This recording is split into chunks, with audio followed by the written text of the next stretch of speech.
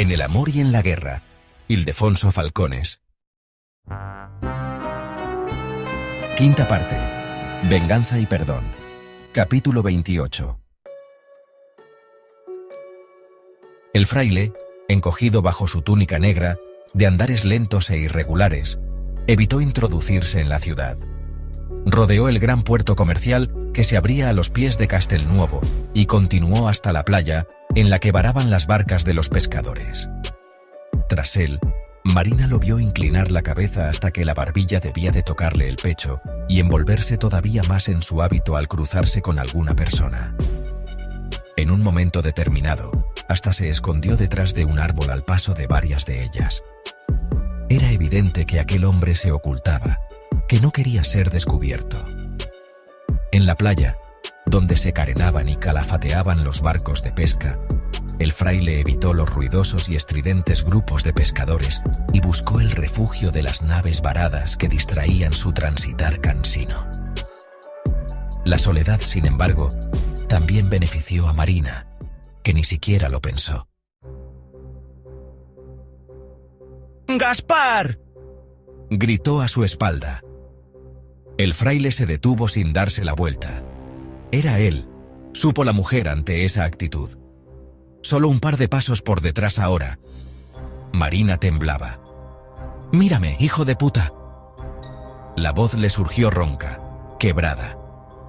Destorrent percibió inseguridad y se volvió hacia ella con la insinuación de una sonrisa en su boca de dientes picados y ennegrecidos. «¿Tanto te gustó de niña que quieres que vuelva a follarte?», pretendió escarnecerla. Fue impulsivo. Marina venció todo temor y con un alarido se abalanzó sobre Gaspar, una mujer todavía con cierto ímpetu y un cuerpo exuberante que arrolló a aquel viejo decrépito, artrítico e impedido. Cayeron los dos junto al casco de una vieja nave. Al principio, Gaspar no ofreció defensa. Confiado, buscaba con las manos un puñal entre los pliegues de sus ropas. Marina, encima de él, aullaba, lloraba enloquecida y lo insultaba con los peores y más vulgares epítetos que conocía. Lo golpeaba en la boca, en el pecho, en los ojos, en cualquier parte que pudiera, con saña, sin cesar. Golpes fuertes, rápidos, al ritmo vertiginoso de los 1000 años de sufrimiento que se amontonaron en una mente entregada a la venganza. En la agitación, en el castigo constante, en el movimiento incesante y violento entre la túnica y las ropas de Marina, ahorcajadas sobre él, Gaspar no daba con la manera de extraer el arma. Ella le echó las manos a su cuello quebradizo y apretó al tiempo que le escupía el inmenso rencor que acumulaba dentro de sí. El hombre cejó en la infructuosa búsqueda del puñal y agarró las muñecas que lo ahogaban. Forcejearon. La mujer levantó un palmo la cabeza de Gaspar y golpeó con ella contra la arena. No consiguió dañarlo. Gaspar la agarraba con fuerza, intentando que lo soltase. Ella utilizó todo su cuerpo, lo echó hacia atrás y volvió a levantar la cabeza del malnacido. Pero en esa ocasión, en lugar de dejarla caer contra la arena, lo hizo hacia el costado, contra el armazón de la barca. Gaspar encajó el golpe con un aullido de dolor y cierta relajación que la otra aprovechó. Convirtió sus manos en simples asideros y con el empuje de su cuerpo volvió a levantar la cabeza de Gaspar y volcándose toda ella, la estrelló contra la barca. Gaspar se vio superado. Marina repitió una, otra. La ira y el odio hacia aquel ser nauseabundo le proporcionaban unas fuerzas que jamás habría creído tener. Llegó la sangre, que salpicó a barca y atacante. Luego la rendición. Las manos que la entorpecían cedieron y se deslizaron inermes a los costados. Marina continuó golpeando. Lloraba con desconsuelo. «Perro hijo de puta», lo insultaba entre sollozos. El rostro de aquel bellaco, apenas contraído en una perenne mueca de dolor, seguía hiriendo sus sentimientos. Gaspar dejó de moverse, y un inmenso cansancio asaltó a la mujer. Sus gemidos se mezclaron con las risas y el escándalo de pescadores y barqueros que había impedido que alguien pudiera oír la reyerta. Evitó desplomarse sobre el asqueroso cuerpo de Gaspar y se arrodilló a su lado. Lo agitó para averiguar si aún vivía. No respondió. No se movía, pero Marina no podía asegurar que estuviese muerto. Gaspar había rebuscado por debajo de la túnica. Ella palpó por encima del vientre y notó el puñal. Le repugnó buscar por debajo de la túnica, rozar la piel del hombre que la violó en su juventud. Le sobrevino una arcada que, sin embargo, desapareció en el instante en que desenfundó el puñal y la hoja brilló al sol de Nápoles. Quería gritar. Miró al cielo y obtuvo permiso, el del espíritu de la niña violentada que murió el día en que le robaron la inocencia y la virtud. Con toda la fuerza y la ira de las que fue capaz, clavó el cuchillo en la garganta de Gaspar, que estiró y convulsionó las piernas levemente. Una pequeña tensión que fue desapareciendo a medida que la sangre negra y podrida de aquel ser abyecto se deslizaba por su cuello y su pecho hasta manchar la arena de la playa. Escupió sobre él y lo dejó allí tirado. Luego corrió entre las barcas, agachada, hasta que pudo esconderse en un cobertizo donde se almacenaban aperos de pesca. Con manos temblorosas y despellejadas por los golpes, examinó su vestido manchado de sangre. No podía recorrer Nápoles en ese estado. Miró en derredor, redes, cabos, remos, tablas y algunas velas para remendar. Cogió una, la rasgó y se cubrió con ella por los hombros a modo de mantón. Pese a ello, no tuvo ánimo suficiente para abandonar aquel cobertizo. Respiraba con agitación en busca de un aire que le faltaba. Temblaba. No lograba contener el castañeteo de sus dientes ni las sacudidas de sus piernas.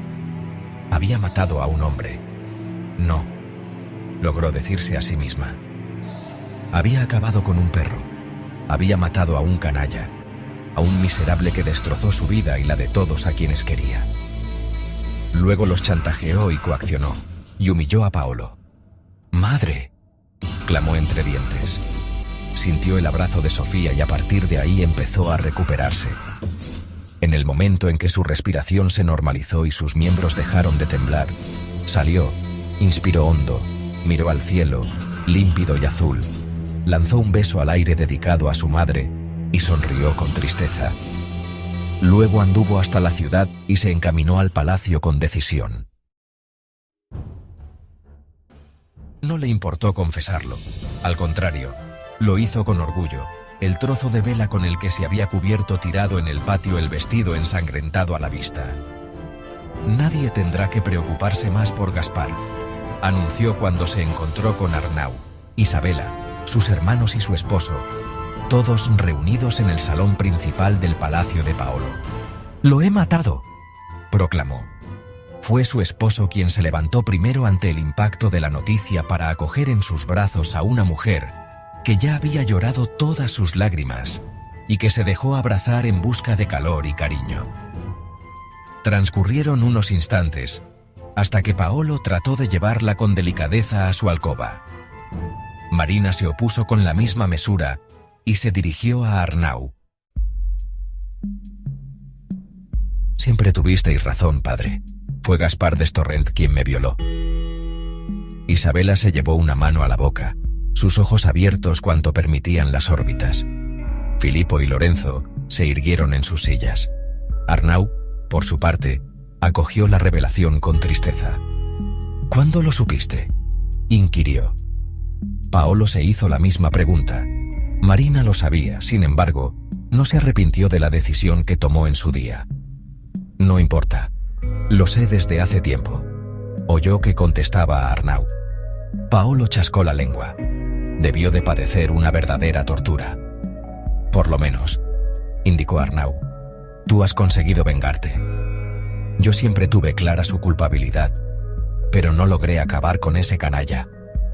Maldito sea», añadió al pensar en el sufrimiento que había provocado en su hija, en Sofía, en todos los que habían caído en su abyecta red de odio. Al fin y al cabo, era un acto de justicia que Marina fuera quien finalmente hubiera terminado con él. «También fue Gaspar, sin duda», añadió ella, «quien indicó al duque de Calabria la existencia de esa sentencia. La conocía, y por eso hoy estaba presente en la gran sala, disfrutando de su venganza. Arnau resopló, negó con la cabeza y golpeó al aire sin fuerza, antes de volver a caer en el profundo silencio en el que permanecía desde que lo habían obligado a ir a esa casa. Isabela lo había empujado. ¿A dónde si no? La apoyaron sus hijos. El duque de Calabria, sin la menor consideración, había ordenado a sus hombres que echaran a Arnau del gran salón de Castelnuovo, quienes cumplieron el mandato y lo sacaron a empujones y patadas, como si fuera uno de los perros que se colaban en su interior. Algunos rieron a su paso. Muchos lo señalaron e insultaron.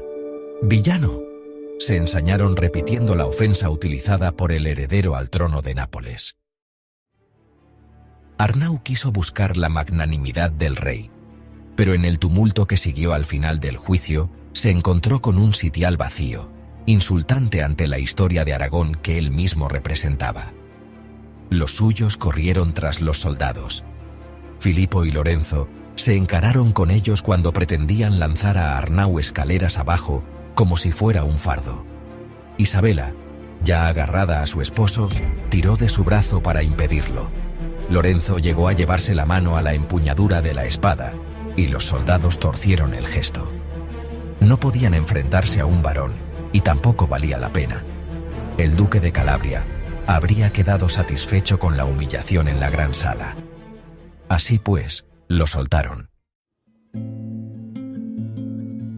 Una vez superado el arco triunfal de Alfonso V sobre las puertas del castillo, Arnau se empeñó en ir a su palacio.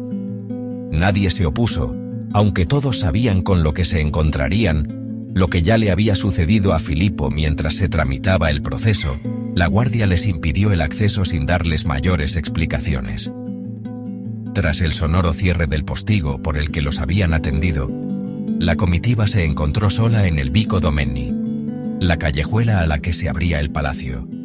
Desde dentro les llegaban las conversaciones de los soldados, estentóreas, como correspondía a la tropa.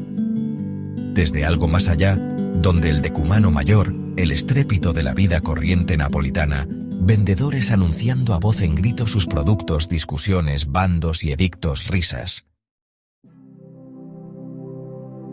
«Vamos todos a mi casa», propuso Paolo. «Sois bien recibido, Arnau Estanyol», proclamó el comerciante, y acompañó su propuesta con una mirada llana y sincera.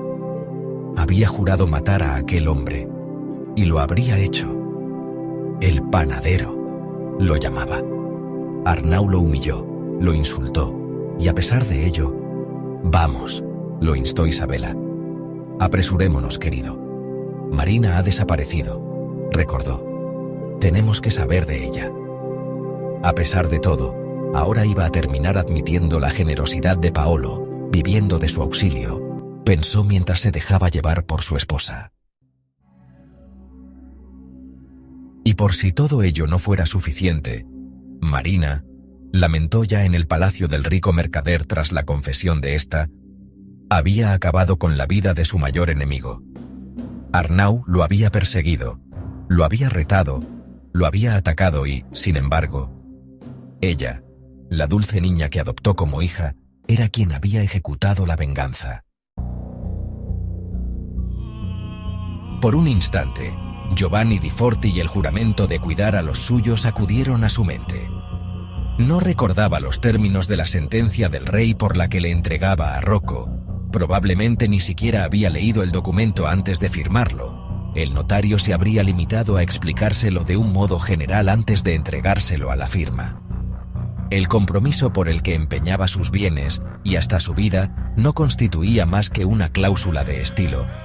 Se trataba de algo que se daba por supuesto: la lealtad al rey. Nunca se habría planteado fallar en ese aspecto. Gaspar, empero, se acordaba bien y lo había utilizado en su contra. A pesar de la palabra dada al rey Alfonso años atrás, le habría gustado ser él quien hubiera acabado con la vida de ese miserable. Había incumplido la promesa que guió gran parte de su vida. Falló a Marina, a Rocco, quizá hasta a Sofía. Se sintió poco hombre y se hundió en un inmenso vacío. No había logrado vengarse ni defender a su familia de aquel despojo humano que, para su vergüenza, compartía la mitad de su sangre, paradójicamente la heredada de la rama de estirpe noble, la que no provenía de la hija del diablo. Del mismísimo diablo, por lo tanto. De repente, toda la estructura de principios y valores en la que había fundamentado su vida se derrumbó con un estruendo que le habría gustado vomitar en un grito desgarrador. El calor de la mano de Isabela sobre su brazo le impidió hacerlo. Arnau no dejó transcurrir ni un día para comparecer en Castelnuovo y solicitar audiencia con el rey. Era consciente de lo que le esperaba.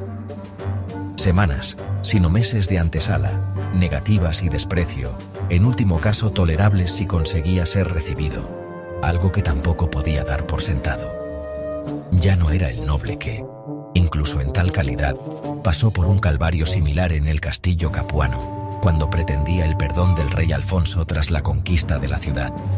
Ahora, para la cohorte de funcionarios y secretarios que debían acompañarlo en su largo camino hasta Ferrante, no era más que un villano con quien disfrutarían mostrándole el inmenso poder que ostentaba un simple escribano sobre los humildes. Se apropió del final de un incómodo banco de madera donde se sentaba cada mañana, jornada tras jornada, a la espera de que algún vulgar personajillo se dignara dirigirse a él.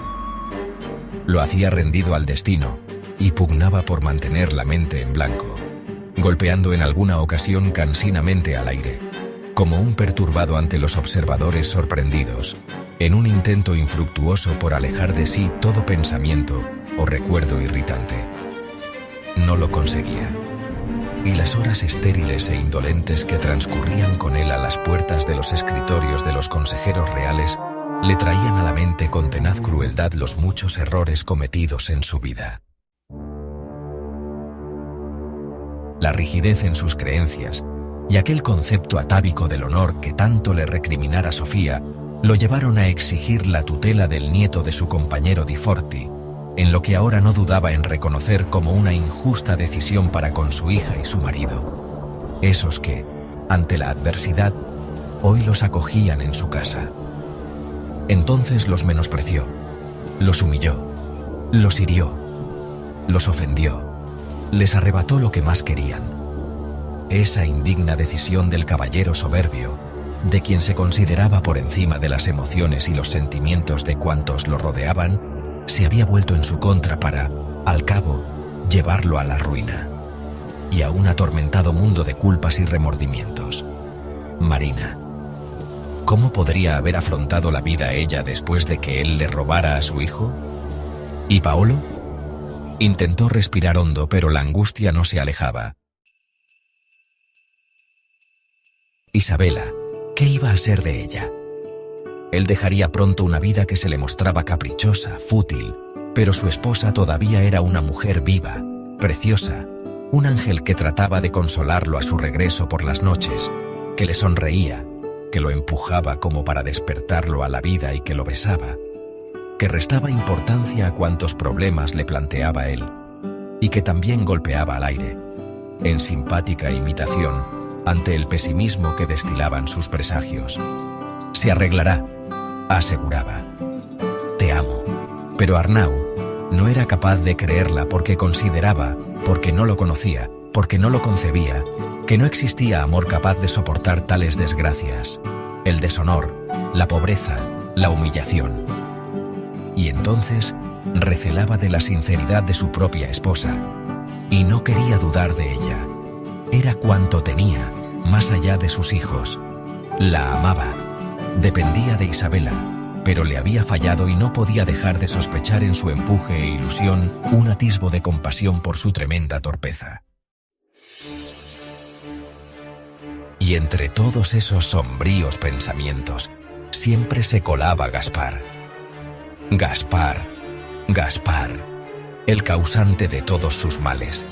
Arnau habría dado media vida por haber sido él quien le clavara el puñal en las entrañas para eviscerarlo y lanzar sus despojos a los perros. Gaspar. Nadie había reconocido ni mucho menos reclamado el cadáver de un fraile asesinado en la playa, Les contó Paolo que le informaron sus hombres. Los frailes y los religiosos proliferaban en tierras italianas, y muchos de ellos no eran más que impostores que engañaban a las buenas gentes. Quizá aquel fuera uno de ellos, probablemente, con toda seguridad concluyeron los cofrades que se hicieron cargo del cuerpo. ¡Gaspar! Arnau luchaba contra sí al mismo tiempo que perseguía la concesión de una renta con la que sostener a su familia y liberarse de la limosna de Paolo. Una sensación que ardía en su interior, por más que el mercader y Marina los hubieran acogido con naturalidad y estima, ella convertida en una verdadera hija. Los demás también estaban con él. Filippo fue apartado y destinado a una embajada sin mayor trascendencia en Génova, tan pronto como efectuó la primera gestión en la corte a favor de su padre. Partió, aunque no sin antes ponerse a su disposición. Lorenzo le abrió las puertas de su castillo en Pene. «Ahí tenéis nietos, disfrutad de ellos y vivid en tranquilidad», lo invitó. Arnau lo abrazó y le agradeció su buena disposición. El tercero, Martí, todavía no debía de conocer su situación. El último cruce de correspondencia entre ambos fue anterior al despojo padecido, aunque Arnau dudaba si comunicársela. Ciertamente, el conde de Navarcles estaba en deuda con él, aunque esa gratitud no encontraba otra causa que no fuera su propio desapego por la tierra de sus antecesores. Además, tampoco podía considerarse regalo alguno, puesto que Martí tuvo que recuperar sus tierras y sus honores en una guerra fratricida. No, se corrigió. Su hijo mayor no estaba en deuda con él porque el propio Arnau renunció a volver a Cataluña para defender sus posesiones. En cualquier caso, ya fuera una u otros, todo se reducía a que alguien le proporcionara techo y comida, a él, a su esposa y a la hija de ésta, y no quería limosna. El rey lo había llevado a la ruina, por lo que estaba obligado a proveerlo de ingresos con los que vivir desahogadamente. Y mientras Arnau efectuaba tales cábalas, Ferrante y su hijo Alfonso porfiaban en la implacable persecución de los rebeldes. Cayeron los grandes varones, que fueron encarcelados y privados de sus bienes. Se detuvo a miembros de las familias de los Sanseverino, excepción hecha del príncipe de Salerno, Antonello, que consiguió huir a Roma. Se detuvo también a los de la familia de los Zurlo, a los del Balzo y los Caracciolo, al príncipe de Altamura y al de Visignano, al conde de Ugento y al de Lauria, al duque de Melfi. Ferrante ya no los juzgaba, los encarcelaba sin proceso. Algunos fueron ejecutados, otros permanecerían muchos años encerrados, otros tantos fallecieron en las lúgubres mazmorras de Castelnuovo. Y para evitar presiones de los príncipes italianos ante esas muertes, el rey las escondía simulando que todavía vivían y organizaba la parodia de que les sirvieran comida como si efectivamente fuera así. Era tal el desmán por parte de aquellos vengativos soberanos aragoneses que hasta Paolo sucumbió ante la insistencia de su esposa. «Arnau ya no está en disposición de ayudarnos, no podemos contar con él», lamentó Marina. «Tienes que ser tú quien socorra a nuestro hijo. Encuéntralo y sálvalo, no lo merece». ¿Debía implicarse?, se preguntaba el mercader. Sí, habían comido juntos, aunque casi no hablaron, y él no dejó de percibir el rencor y la aversión que le profesaba Rocco. Sus factores tuvieron acceso a los mendaces libros de cuentas de la baronía de Castelpetroso, asentados por empleados ladrones y desleales, como ya suponía y predijo Paolo, y esa indolencia en el cuidado de sus intereses molestó al comerciante serio y escrupuloso. Sus nietos. Ese pensamiento debió de enternecer sus rasgos, porque Marina imaginó lo que pasaba por la mente de su esposo, y aprovechó. «Hazlo por ellos». Paolo sintió una vez más la alegría que habían traído al palacio de Arnau primero y después al suyo aquellas criaturas. Verdaderos soplos de vida que se habían ganado su afecto. «Son los sobrinos de nuestra hija Aurelia. Los adora», insistió Marina, sabedora de que Paolo estaba a punto de ceder. «Rocco nunca me ha respetado», se revolvió este, sin embargo. Me ha insultado públicamente. Me ha repudiado como padre. Y a mí como madre, añadió ella. Entonces, olvidó nuestra sangre cuando nos lo quitaron. Recibió una educación diferente sustentada en la soberbia y la prepotencia. Sé lo que es eso, querido. Se acercó a su esposo con los labios en un mohín. Agarró su mano y examinó un dorso en el que proliferaban las manchas oscuras. ¿Recuerdas a la baronesa niña a la que llevabas una torta los domingos? Él asintió, su recuerdo muy lejano. Yo era parecida. Hemos sufrido mucho juntos. Me prometiste recuperar a nuestro hijo. Cumple, panadero. Era su historia, sus vivencias, sus ilusiones. La decisión liberó a Paolo de unos rencores que él mismo alimentaba hacia un hijo al que no había educado. Rocco era producto de la soberbia de todos aquellos nobles. Sí, recordaba a Marina cuando ostentaba la baronía, y la sonrisa acudió a sus labios. Era su hijo. A partir de ese momento utilizó sus recursos y relaciones, en ocasiones más eficaces que un ejército, para que sus hombres encontraran a Rocco y le propusieran que se retirase a Roma. Una retirada, nunca una huida. Los aleccionó. Explicadle que allí hay muchos varones junto al Papa, con quien siguen intrigando contra Ferrante y el duque de Calabria. El dinero dio con el hijo del rico mercader, dispuesto a financiar la huida y los gastos en la ciudad eterna. Su factor prometió a Rocco una vida cómoda y lujosa para él y su familia. Allí podría sumarse a los preparativos que tramaba el príncipe de Salerno, y quizá algún día la rebelión prosperase. Pero ahora la derrota era más que previsible. Sin embargo, Rocco no estaba dispuesto a poner las cosas fáciles a su padre. Si tanto quiere gastar, que lo entregue a la causa, que pague un ejército para vencer a los catalanes que tanto daño infligen a nuestra tierra y a nuestras gentes, respondió con la altanería acostumbrada. En Nápoles, Marina estalló en llanto al saber de la negativa de su hijo, que no tardó en caer en manos del rey. La detención del barón de Castelpetroso se erigía como uno de los principales objetivos de Ferrante y Alfonso, la pieza deseada. Aquel noble de baja estirpe se había convertido en un verdadero azote para los aragoneses, por lo que el duque de Calabria no reparó en la concesión de beneficios para quien colaborase en su captura. Una carta cifrada, una cita secreta, un compañero de armas, de confianza, que lo vendió a cambio del favor real, los varones detenidos y sus familias, unido todo ello a la imperiosa necesidad de hacerse con dinero para mantener unas tropas escasas y descontentas ante el rumbo decadente de la rebelión, armaron la trampa. El felón le aseguró que el maestro racional pasaría por Sulmona con los dineros que iba obteniendo de la venta de los bienes requisados por los reyes aragoneses, oro que transportaba hasta la capital. Rocco conocía muy bien esa zona. Castelpetroso estaba en el camino hasta Nápoles desde Sulmona, a poco más de 40 millas de distancia. Escondido en los Abruzos, en un entorno agreste, mandó espías a la ciudad que regresaron confirmando la información. El racional estaba en Sulmona, acompañado por un considerable cuerpo de guardia bien armado. Contaba con esa protección, admitió Rocco. Los avaros catalanes protegen más sus dineros que a sus mujeres. Podremos con ellos. Con lo que no pudieron fue con la hueste de caballería que se abalanzó sobre los rebeldes por su retaguardia, en el momento en que iniciaban el ataque a la caravana del racional. Arnau fue uno de los primeros en enterarse. Rocco, el de Castelpetroso, detenido. Los rumores corrieron por la antesala en boca de los cortesanos que esperaban ser recibidos. Desde el extremo de su banco, inadvertido, casi convertido en un mueble más, Arnau escuchó la multitud de comentarios.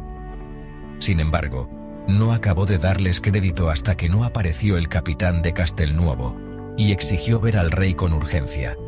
Muchos se acercaron a él, y Arnau lo vio asentir una y otra vez.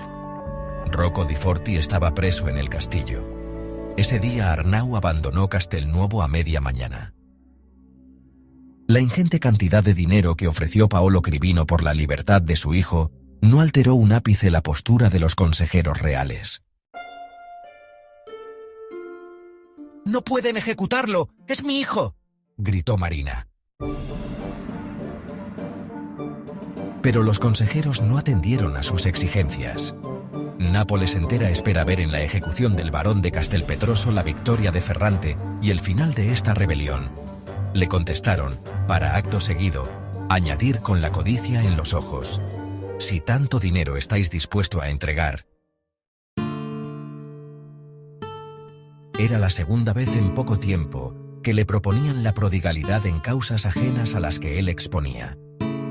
Tras relatar aquel encuentro y su fracaso, el palacio se sumió en la tristeza. Marina lloraba. María, la esposa de Rocco, también. Antonia, su hija mayor, emuló a la madre. Y Biagio, a modo de agorero, cesó en sus juegos y trastadas, escondió su sonrisa pícara y paseó un rostro compungido. Aurelia y Laura intentaron escapar de la tragedia y la desdicha en la que todos se movían. Y hasta Isabela pugnaba por mantenerse firme en un escenario que expulsaba todo ánimo o esperanza. «Lo sabéis, Arnau», confesó Paolo, los dos encerrados en el escritorio del mercader en un intento por distanciarse del desconsuelo que desde hacía días asolaba el palacio, la pensión real ahora lejos de las inquietudes de Arnau. «Nunca he querido acercarme a la corte si no era por razón de negocios.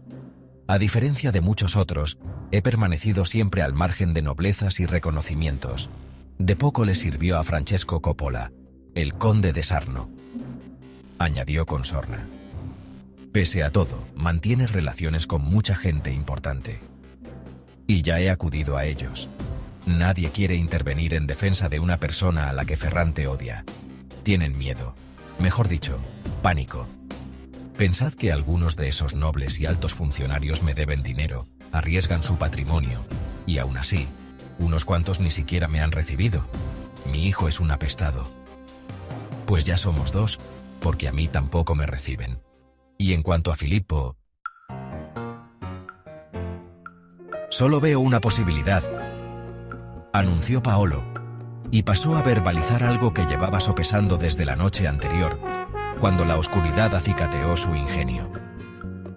«Escribir una carta urgente a Florencia a través de los Giochi, para que intenten que Lorenzo el Magnífico interceda por Rocco. ¿Crees que tendría algún efecto?». Paolo contestó con un murmullo que tanto podía significar una afirmación como lo contrario. La simple posibilidad de acudir a Michele en una cuestión de tal trascendencia, para suplicar su ayuda apelando a una amistad que se sustentaba en aquella maravillosa relación que, sin embargo, reputaban contra natura, lo llevó a entrever que sí gozaba de otro camino para acercarse al duque de Calabria. «¿Qué opinas de los florentinos?», insistió Arnau ante el silencio del mercader. «Que intercederán por Rocco», afirmó este, aunque todavía con la mente en la solución que barajaba desde entonces. No quiso revelársela a Arnau. No estaba dispuesto a confesarle su condición. «Sería muy bueno que Lorenzo de Medici se interesara por la suerte de tu hijo, tanto como que el rey de España lo hiciera por vos», lo sorprendió Paolo. Aquella posibilidad no existía. Paolo ignoraba el duro cruce de correspondencia entre Arnau y Martí, tras la victoria frente a los catalanes, el perdón de los nobles y la represalia sobre aquellos campesinos privados del favor del rey por el que habían peleado.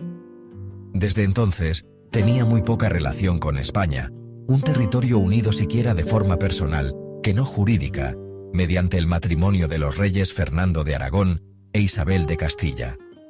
Cada año recibía correspondencia de su hijo Martí, una carta, en ocasiones hasta dos, pero su contenido evitaba las confidencias y confesiones que padre e hijo se cruzaban antes de la victoria sobre Barcelona.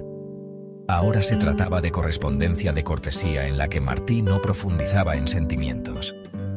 Arnau las respondía con igual circunspección, hasta la última carta, la del año anterior, 1486, en que Martí lo ponía al día de la situación en aquellas tierras.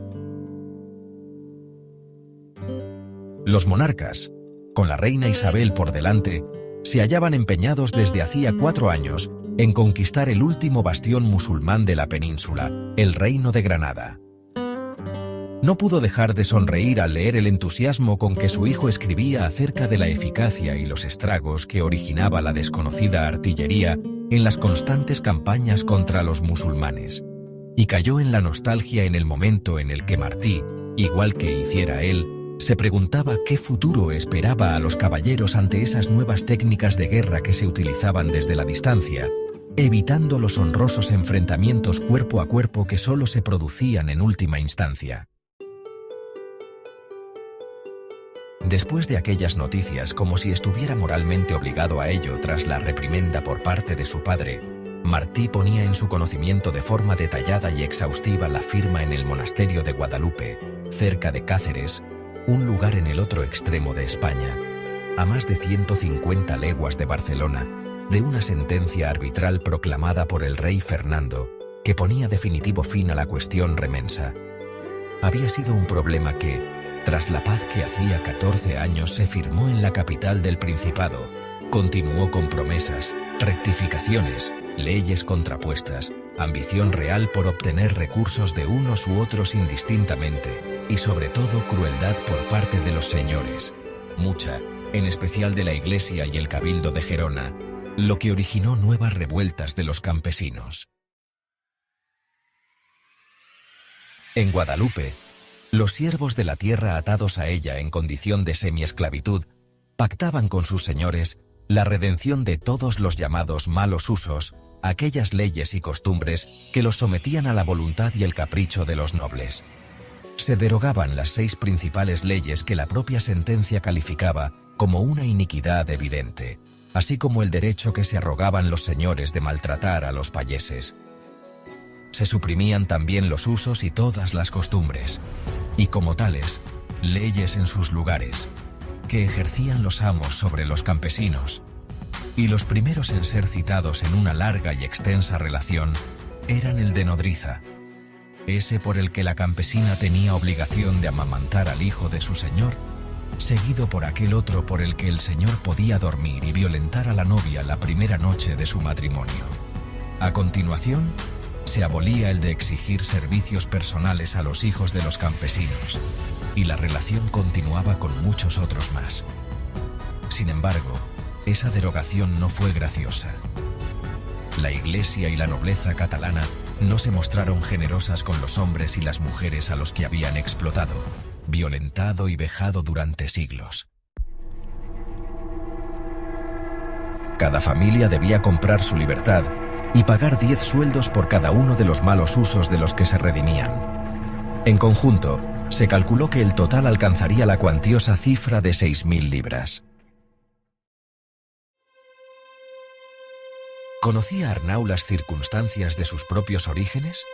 Sabía de Bernat Estanyol, el siervo de la tierra que huyó de Navarcles con su hijo recién nacido a la Gran Barcelona, donde si se escondía más de un año sin ser detenido por su señor, ganaba la libertad. Eso se lo habían contado, sí, pero nadie le habló de que la mujer de aquel primer Bernat, su bisabuelo, fue violada por Llorens de Bellera la primera noche de bodas.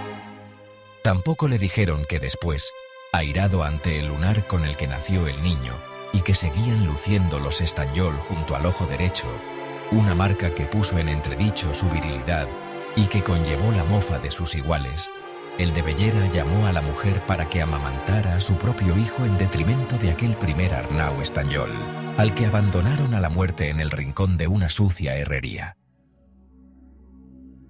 Fue el impulso de un secreto que roía sus emociones oculto en la sangre transmitida por sus antecesores, la de aquel Bernat y la de su mujer, la violada, de la que también era heredero directo, o la de Arnau, el niño desamparado.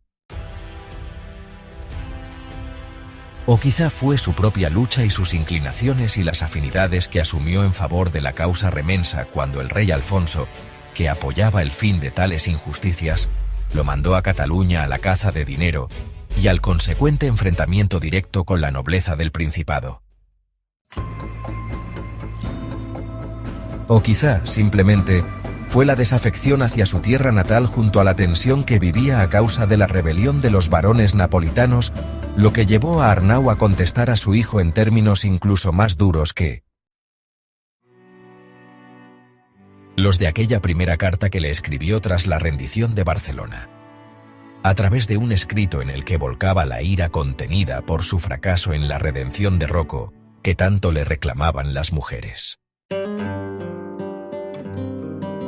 Transcurrido un año desde la firma de su contestación, no recordaba con exactitud los términos en los que se había manifestado impelido por la ofuscación, pero sospechaba que eran hasta insultantes y ofensivos para un rey que había tardado tantos años en acabar con la injusticia de unos derechos que su tío Alfonso V ya derogó mediante una pragmática de hacía más de 3 décadas. No. La intermediación del rey español que proponía Paolo no parecía que fuera la solución para él. El mismo día que Paolo habló con Arnau, llevaron con urgencia a Florencia la petición de ayuda a los Giochi varios jinetes, que se relevaron antes de que sus caballos reventaran, igual que hacían con las comunicaciones de negocios que no podían esperar. Por la noche, cuando todos se habían retirado, el mercader se despidió de Marina, que lo interrogó con esa actitud abatida, la mirada triste y los ojos llorosos que mantenía desde la detención de su hijo. «Lo siento, pero tengo que ir en busca de Tommaso», le dijo su esposo. Le había contado de la carta a Michele y ahora, además, regresaba a las tinieblas de unas relaciones arrinconadas hacía tiempo, el vigor y las pasiones ya apaciguadas por la edad. La mujer asintió con la cabeza y él se dispuso a salir de su alcoba. «Paolo», lo detuvo Marina. Él se volvió. «Gracias», reconoció. «Siempre has procurado por mí. No eres culpable de nada de lo que sucede. No has cometido ningún error». «He cometido muchos errores en mi vida, cariño. El mayor de ellos, el de quererte sin límite», bromeó el mercader en un intento de aliviar la tensión. «Te amo», lo despidió ella. Hacía 3 o 4 años que Paolo no tenía contacto con Tommaso, desde que acudiera a él para acercarse a los amantes del duque de Calabria y espiar para Michele y los florentinos antes de lo de Otranto. Lucio Negri, su hombre de mayor confianza, no lo encontró en la casa que le señaló Paolo. «No te preocupes, si vive daremos con él sin dificultad».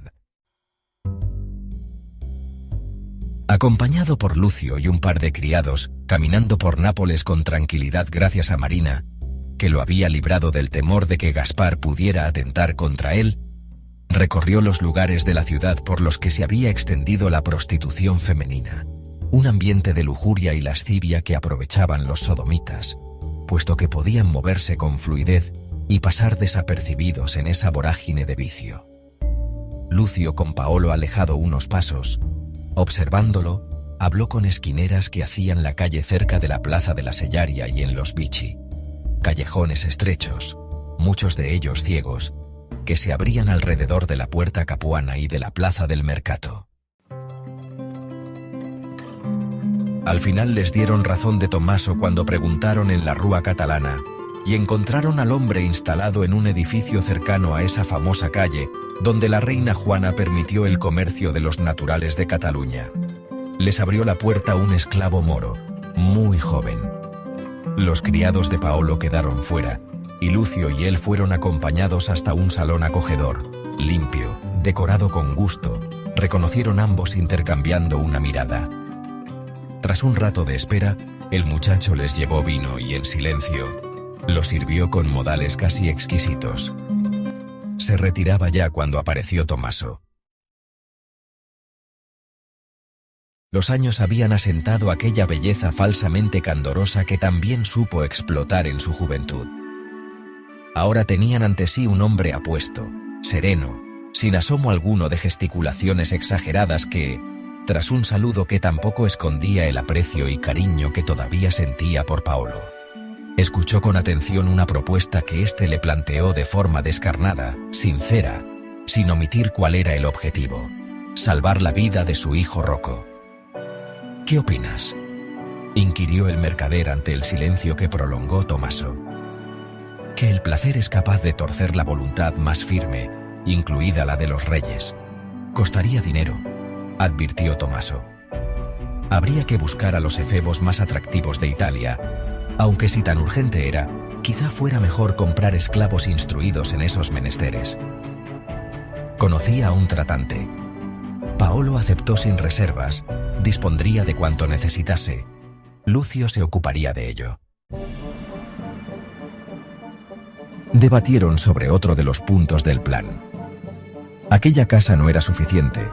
Debían encontrar un lugar fastuoso a la par que discreto. Un sitio que complaciera a la vez que no hiciera recelar al heredero, y eso era difícil. Paolo se comprometió a encontrarlo. Lo trataré con el arrendador de las gabelas de las prostitutas. Desde hacía siglos, ya cuando Nápoles estaba bajo dominio suevo, las meretrices eran sometidas a estrictas reglas de convivencia, así como al pago a las arcas reales de impuestos por el ejercicio de su actividad.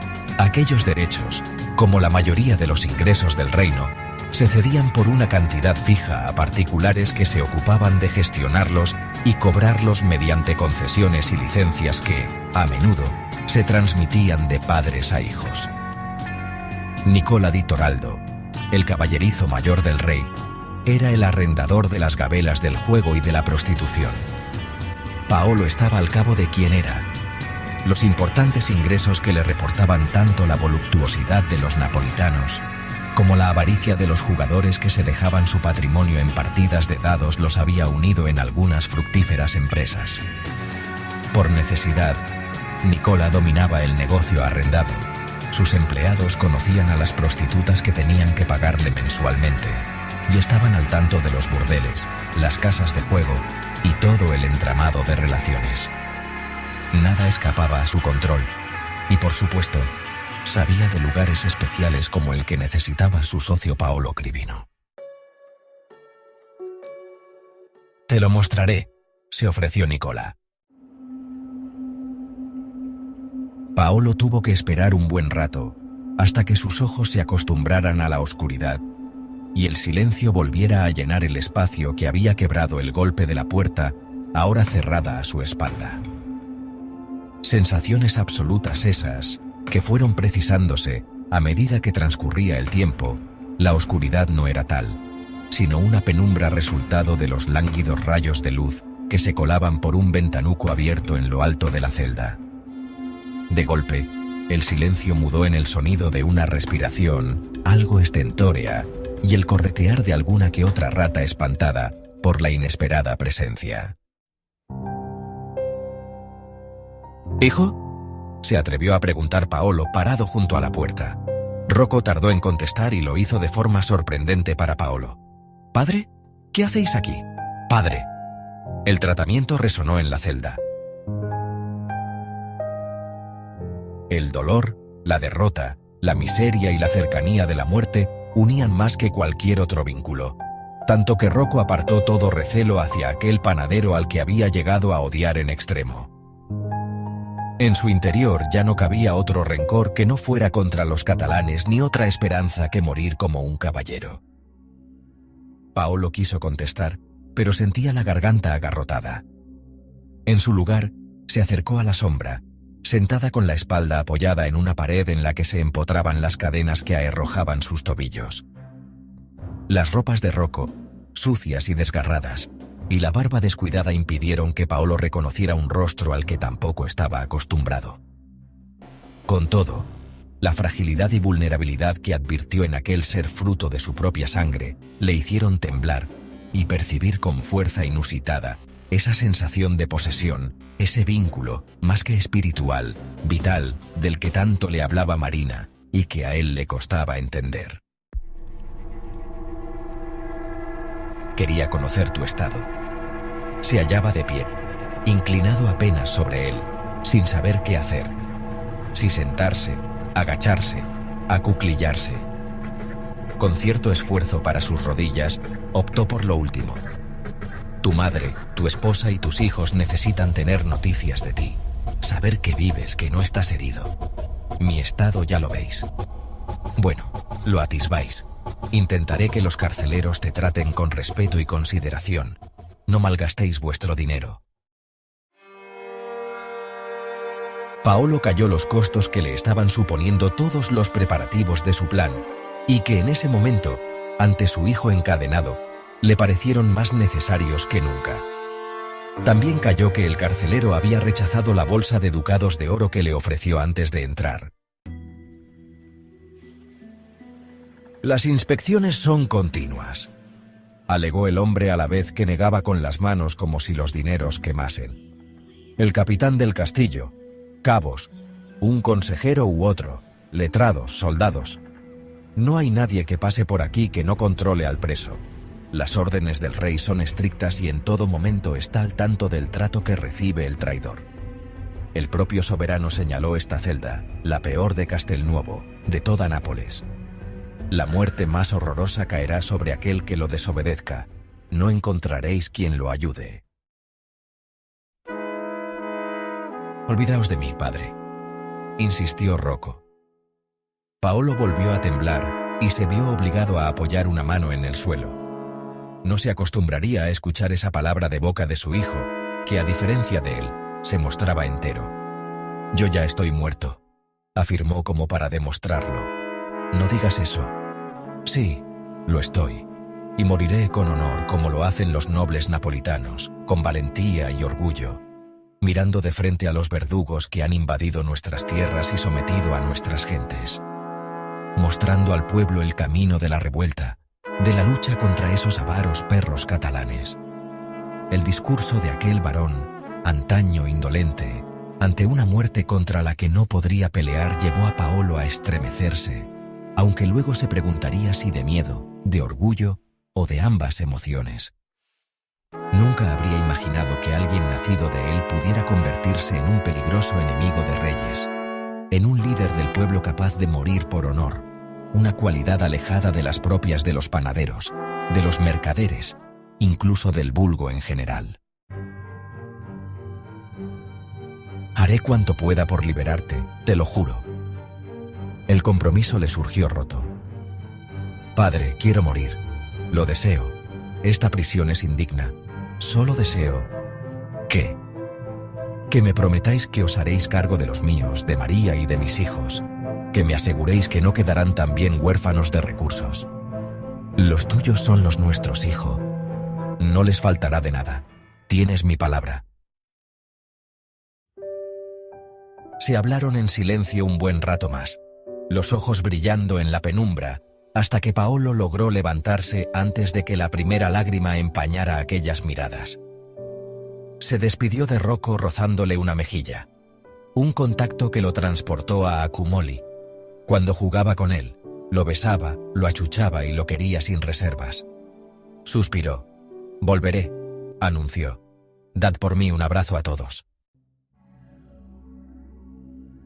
Una vez hubo salido, Paolo se dirigió al carcelero, al que entregó un par de ducados de oro. «Os he dicho. Sé lo que has dicho. No puedes beneficiarlo. Pero te pago, y seguiré haciéndolo, para que no lo perjudiques. Tendrás más cuando compruebe que cumples tu palabra». «Así será, señor», contestó el otro con una reverencia desmedida tras pensarlo unos instantes y cerrar la mano en torno a las monedas.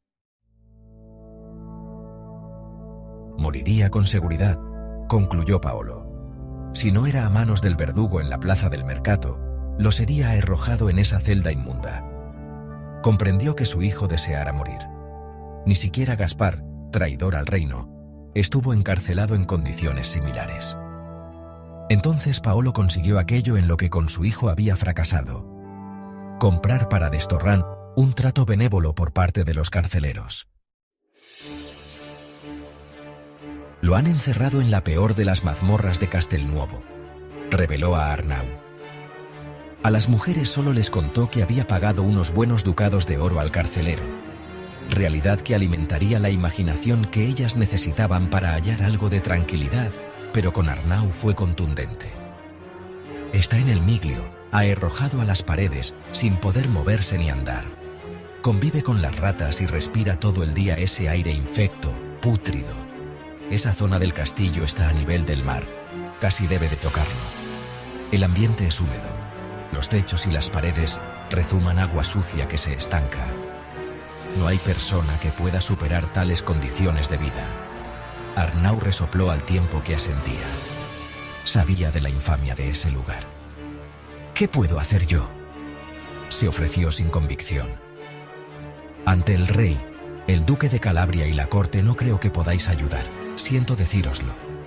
Arnau convino, pero le restó importancia con un gesto. Aunque creo que aquí sí podéis ser muy útil. Yo, a partir de ahora, faltaré con cierta frecuencia. Deberíais mantener el ánimo de las mujeres, convencerlas de que lograremos salvar a Rocco. ¿Qué piensas hacer, Paolo? Permitidme que lo mantenga en secreto. ¿Y tus negocios? Lucio se hará cargo de ellos. Cuenta conmigo, entonces. Arnau volvió a ocupar los días en la antesala de los escritorios de Castelnuovo en reclamación de su pensión, aunque tampoco aguantaba las horas que hasta la detención de Rocco había soportado en pos de esa gracia. En varias ocasiones dejó recado a los secretarios y escribanos hasta que ya no lo escucharon. Sí, te avisaremos si hay algo nuevo. Lo interrumpió con displicencia uno de ellos sin siquiera levantar la vista del pergamino en el que trabajaba. Te avisaremos. Ningún respeto. No era más que un villano que no merecía trato de honor. Incluso Paolo lo trataba ahora casi de igual a igual. Pero con el panadero no se sentía ofendido. Juró matarlo, y ahora hasta se sentía cómodo a su lado.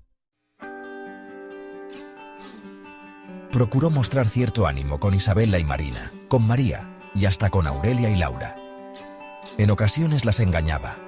Había oído en la antesala que el rey dudaba acerca del destino de Rocco. Él lo había visitado. Les aseguraba a pesar de que era imposible puesto que no tenía dinero ni para comprar al carcelero. Y añadía al objeto de calmarlas que no estaba en tan mal estado. Intentaba tranquilizarlas, aunque tampoco podía tomarlas por necias. Les decía que confiaba en que su padre lo liberase. Contestaba a sus preguntas como buenamente podía. Charlaban. Les prometía lo que no creía que sucediese. Pero qué daño podían infligirles esas mentiras. El día en que Rocco muriera, el dolor sería infinito. Aquel falso optimismo nunca acrecentaría esa pena absoluta. Procuró las risas y las entretuvo con lecturas que hasta él afrontó. Animó a leer a Marina y a Isabella, y a Aurelia y a Laura, y se hartó de escuchar poesía y de simular unas emociones que sus circunstancias, su fracaso y su ruina no le permitían.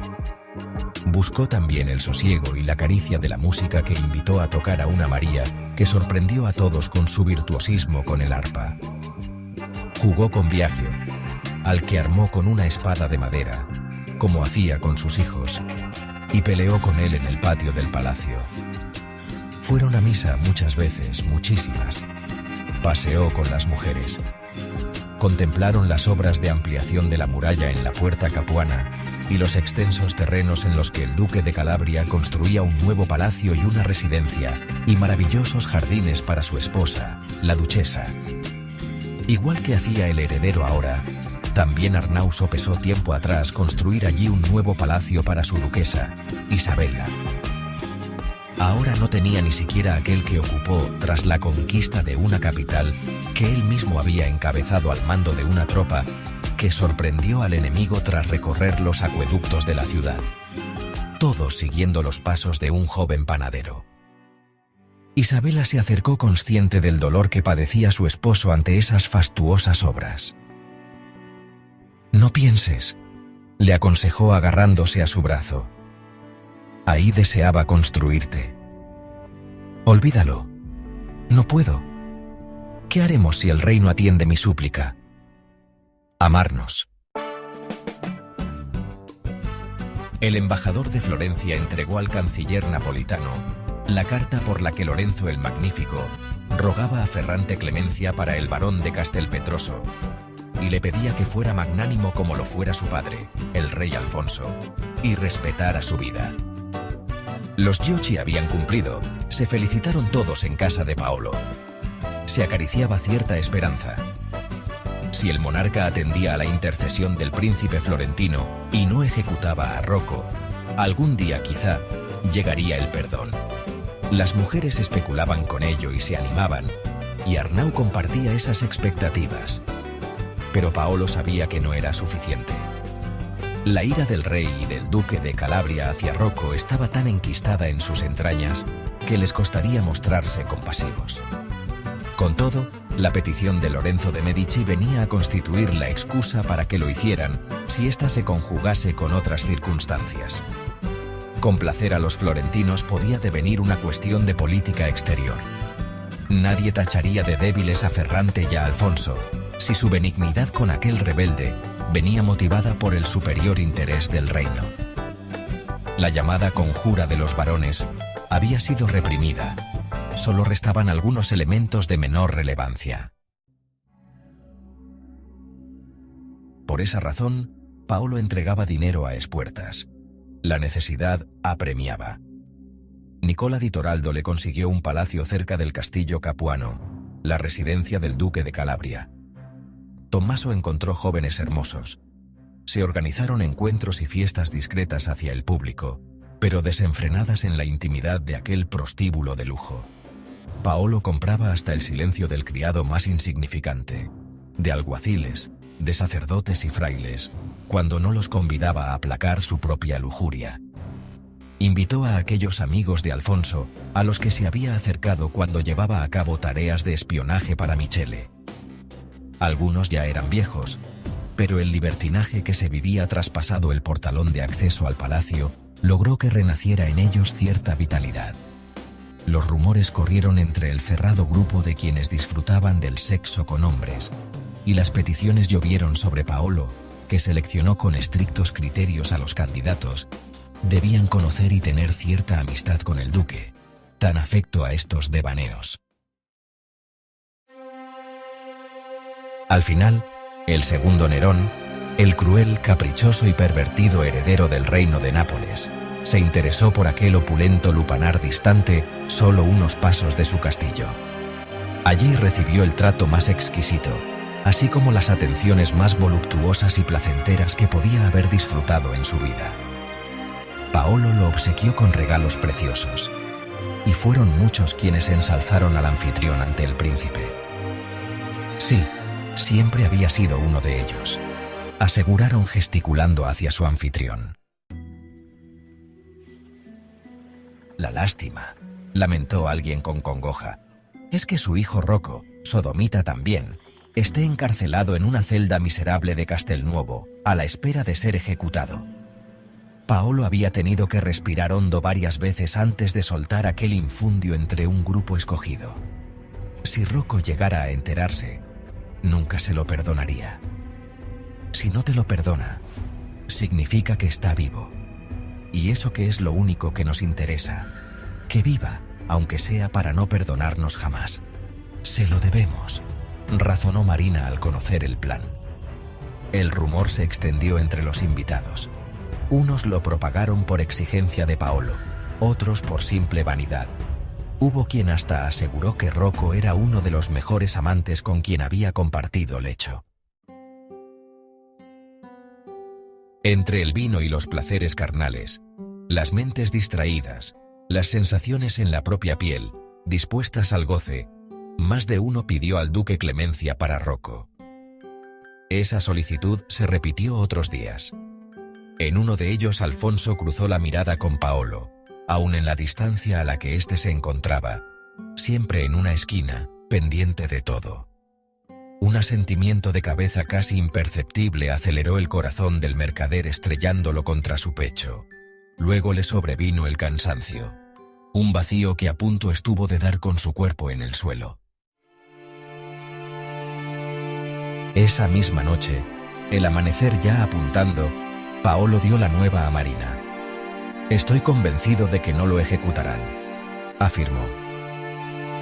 En el lecho, su esposa cerró los ojos y los mantuvo así hasta que se atrevió a plantear la cuestión.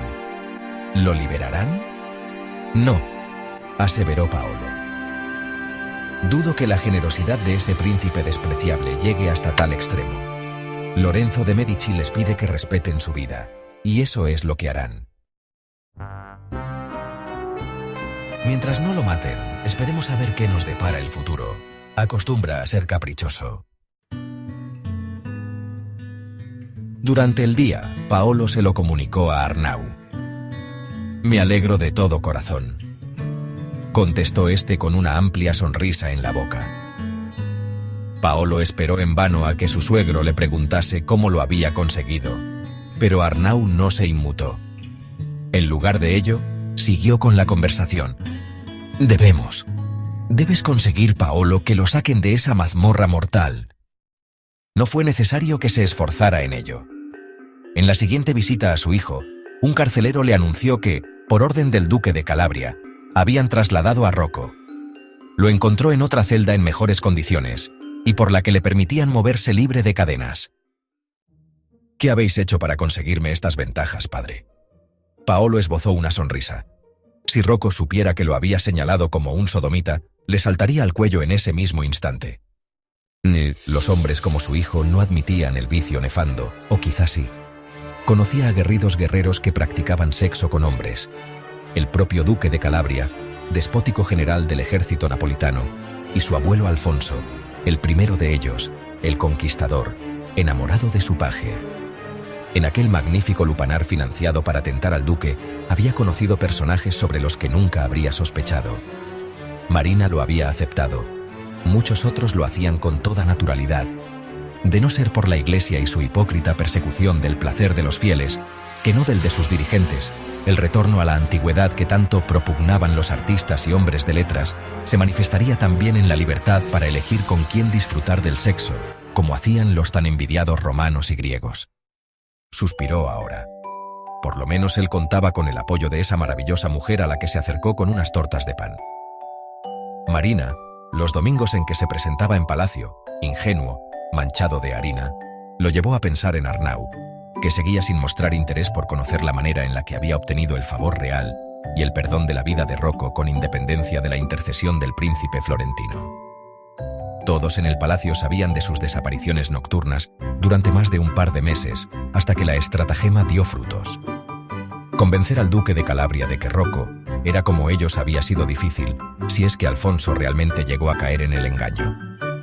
Los jóvenes dispuestos a procurarle placer, los regalos, sedas, joyas, libros.